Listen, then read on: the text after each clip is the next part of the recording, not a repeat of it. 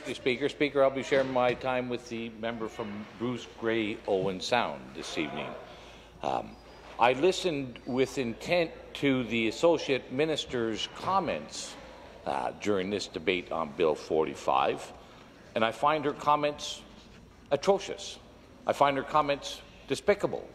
She said that there is no need for debate, no need for further debate, no need for further discussion, and that we ought to be doing something more productive and valuable with our time. That's what the Associate Minister of Health said, who is the author of this bill.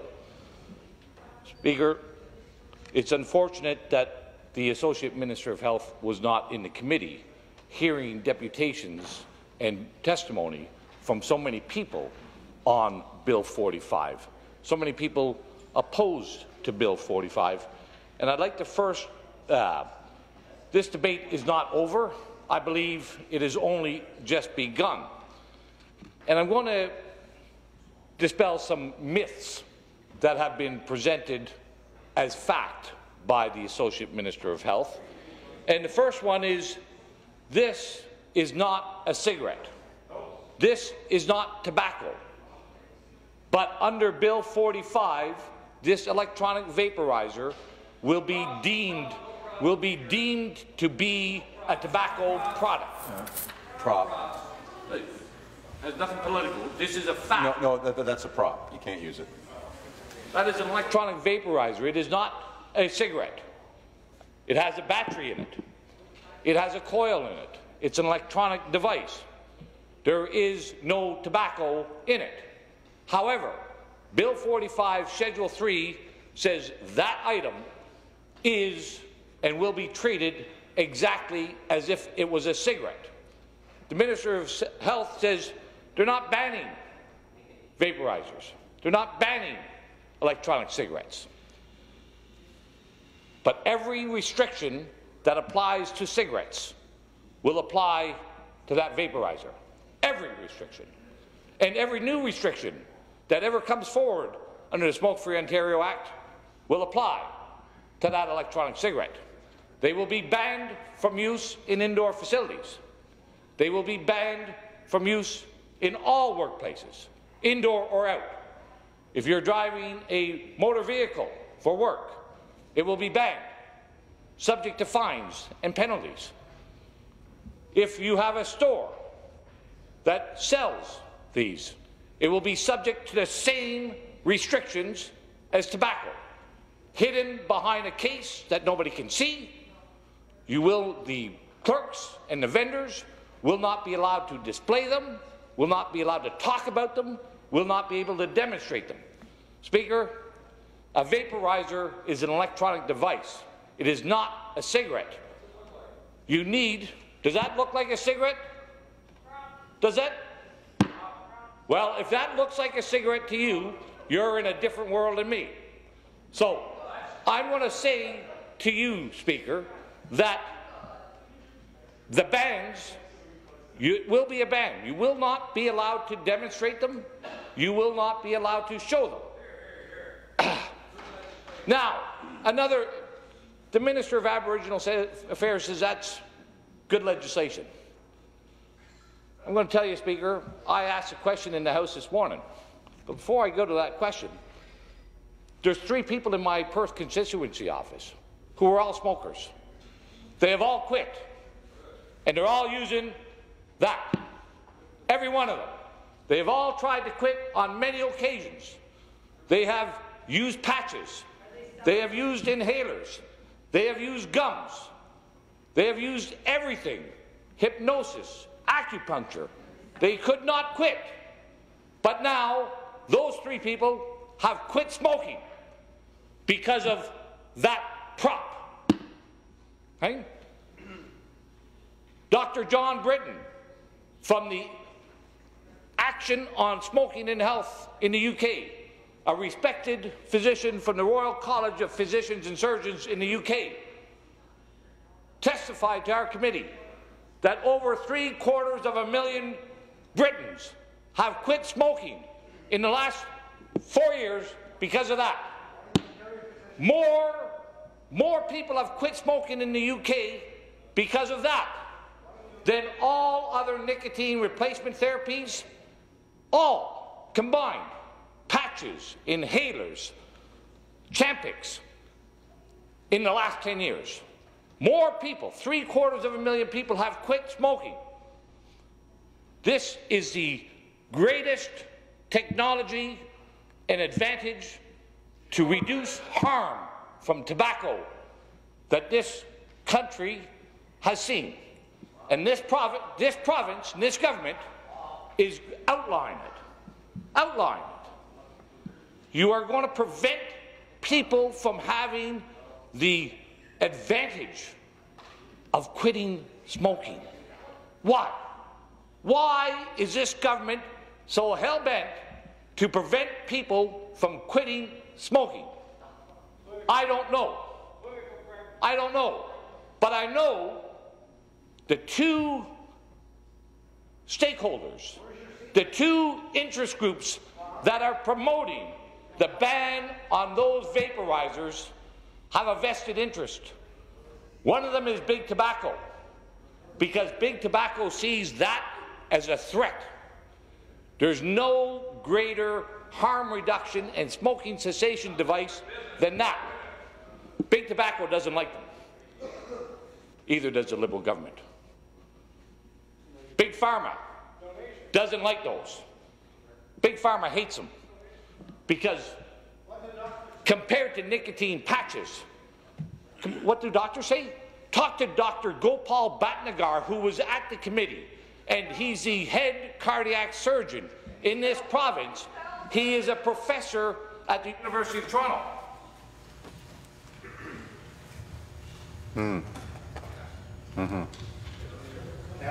Continue. Dr. Bhatnagar testified that that is the best harm reduction and smoking cessation device that he has ever seen as the head cardiac surgeon and professor emeritus at the University of Toronto. You can look smug, you can laugh, you can joke, but what we're talking about are people's lives. What we're talking about is helping people kick the habit. There's no doubt why I have one of those. Everybody in this legislature knows that I'm a smoker, or probably knows I'm a smoker. I'm smoking a whole lot less these days, a whole lot less. One day I hope soon that I'll stop smoking, and I'm sure when I stop smoking, it'll be because of that. But let me say to every member in this legislature, the laws that you have proposed will make it that when I want to satisfy my nicotine addiction, I will have to go outside and join smokers.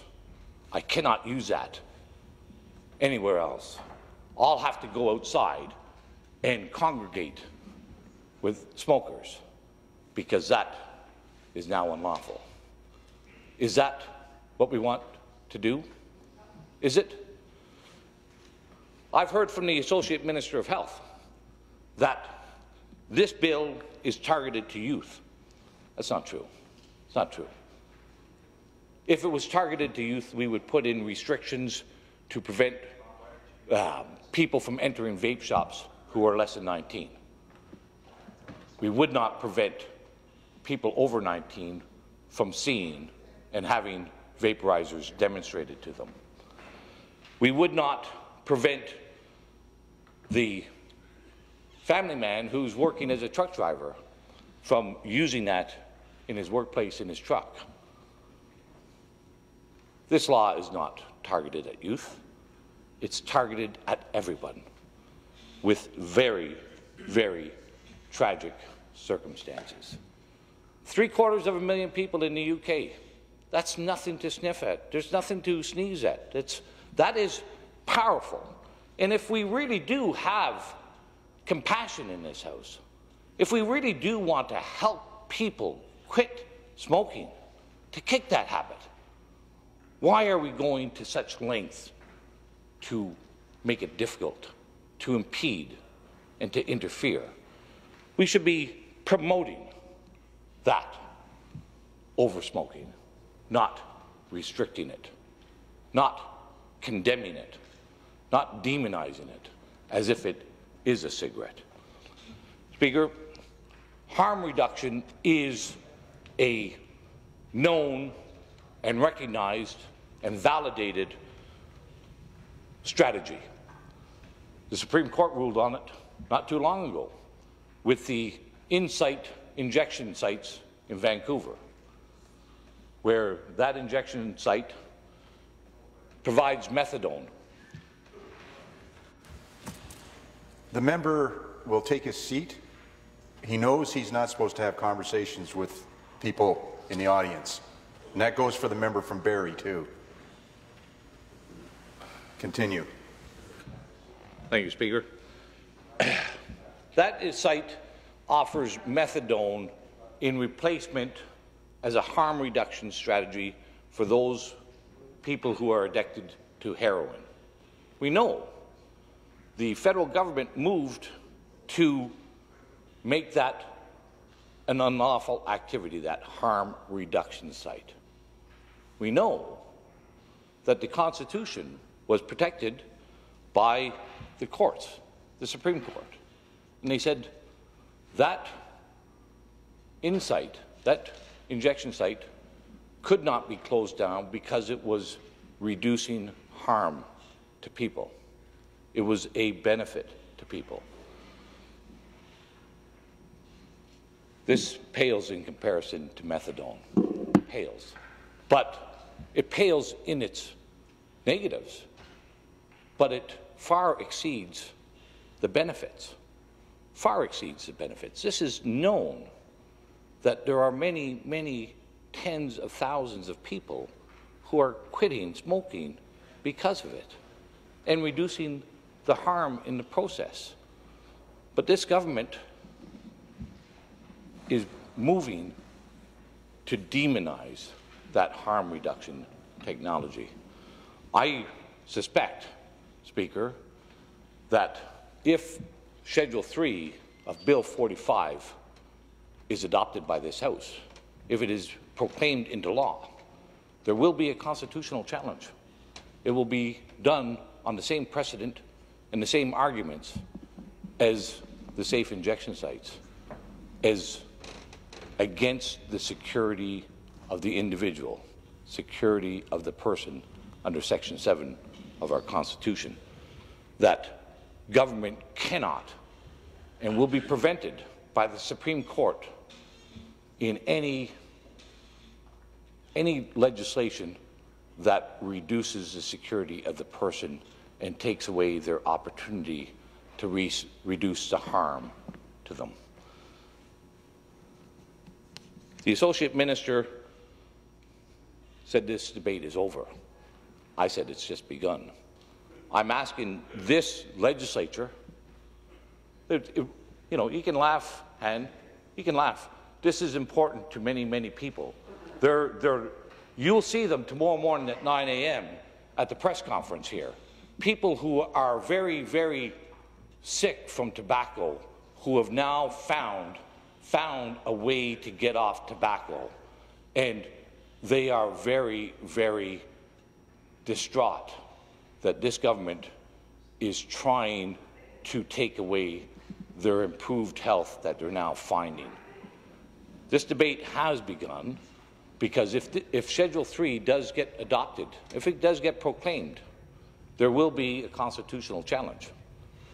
And I'll be there with David Sweener, the most effective litigator against the tobacco industry in this province, in this country, a renowned jurist, a professor of law at the University of Ottawa. He'll be here at our press conference at 9 a.m. tomorrow. I invite Han, come down and take a listen to what they have to say. I invite the Associate Minister of Health to come down and listen what David Sweener has to say. Listen what Dr. Bhatnagar has to say. Listen to what Andy Prevost has to say when he tells about the health. Take a look in Hansard and look up what Marion Burt said to the committee. Go through the Hansard. you'll be astonished. You'll be amazed.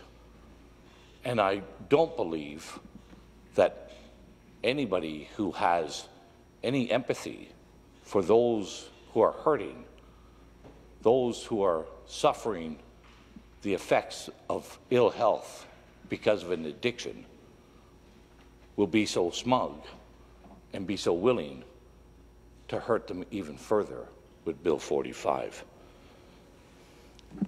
I do invite everybody to come down to the press conference tomorrow morning. I'm going to ask once again, Bill 45 has three schedules. I'm asking this government not to proclaim Schedule 3 into law. Leave it sit. Do some more studies. Do some more evaluation. Do some more investigation. And at the end, see if you can still say that that is a demon, if that is a hurtful and terrible product that needs to be banned in this province. Do some investigation. There's no rush. Many, many people have got better health because of that device. Think twice. Think 3 times. Right? Don't proclaim it into law. Everybody who attended that committee recognized that restrictions on youth, on vaporizers, would be valuable. Everybody recognized that there are some regulations that would be beneficial. Take your time. Work with the communities. Work with those professionals, those doctors like Matt Nagar, those significant groups like ASH, the Action on Smoking and Health. ASH, one of the world's recognized anti-smoking, anti-tobacco groups, ASH does not support the inclusion of electronic cigarettes in the smoke-free laws, which would completely prohibit their use in enclosed public spaces. Okay? I have a whole binder here of studies, research, and evidence that electronic cigarettes or personal vaporizers are indeed a godsend for those who are addicted to nicotine and tobacco. Mr. Potts, the member from Beaches East York. You corrected yourself, and I've already warned you not to get into cross dialogue. I don't want to hear it again. The member from Beaches East York. I'll read it once again. ASH does not support the inclusion of electronic cigarettes in smoke-free laws, which would completely prohibit their use in enclosed places. I can read a lot more of their recommendations. They've been read into the record in the committee. It's unfortunate that the Associate Minister of Health wasn't at those committee hearings to hear that compelling testimony.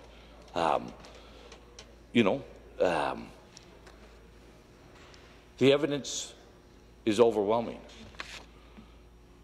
The hurt that will happen with Schedule 3, if it is passed, is overwhelming. Take your time. Take a deep breath. Do some more investigation. We'll work with you. And, Speaker, every amendment that we put forth in the committee was arbitrarily and unilaterally shut down without any discussion or debate by the members of the Liberal members of that committee. We offered up solid amendments that would restrict the use of these things to youth, but not impede their use for adults who want to quit smoking. Surely, we want to help people to quit smoking. We want to reduce the terrible effects, negative effects on people's health from cigarettes and tobacco. I do encourage everyone here to come down and listen to Listen to David Sweener tomorrow. Listen to Dr. Batnikar. Listen to Andy Prevost. Here I am, a known smoker, with the anti-smoking groups. Whose side do you think, who do you think is on the high ground here? Who do you think is working towards helping people who are addicted to nicotine? Or who do you think is not? I do look forward, and I do hope that this government does not proclaim Schedule 3 into law. I know the Associate Minister of Health has received thousands of personal testimonials from people who have used vaporizers to quit smoking. I know the Minister of Health has. I know the Premier has. I don't know about every other member. Go on my website. You'll see hundreds and hundreds of people who have commented on my petition about Schedule 3 to Bill 45.